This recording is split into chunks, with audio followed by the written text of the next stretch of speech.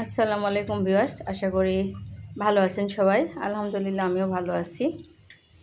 আমরা যারা মধ্যবিত্ত, আমাদের ছুটির দিন ঘিরে সবারই একটু কম বেশি একটু ভালো কিছু আয়োজন করবার চিন্তা থাকে।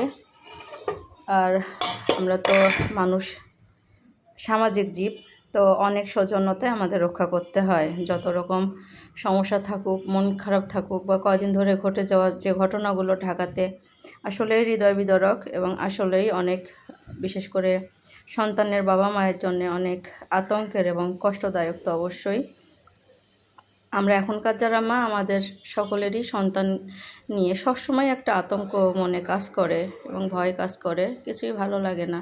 সারাক্ষণ একটা অজানা আতঙ্ক এবং ভয় মনে কাজ করে। তো যাই হোক, আপনাদের সাথে শেয়ার করলাম আমার ছুটির দিনের কিছু ছোটোখাটো আয়োজন। আপনারা যদি একটু উৎসাহ দেন, একটু লাইক, কমেন্ট, শেয়ার, বা মন চাইলে যদি একটু ভালো লাগে সাবস্ক্রাইব করে দেন, তাহলে কাজের প্রতি আমাদের একটু আগ্রহ বাড়ে এবং যত্নটাও আসে এবং কাজটা একটু যত্ন সহকারে করার ইচ্ছে হয়। কারণ কম বেশি যেটাই করি কষ্ট তো হয়। তো যাই হোক, আশা করি আপনাদের ভালো লাগবে। বিদায় নিলাম, আল্লাহ হাফেজ।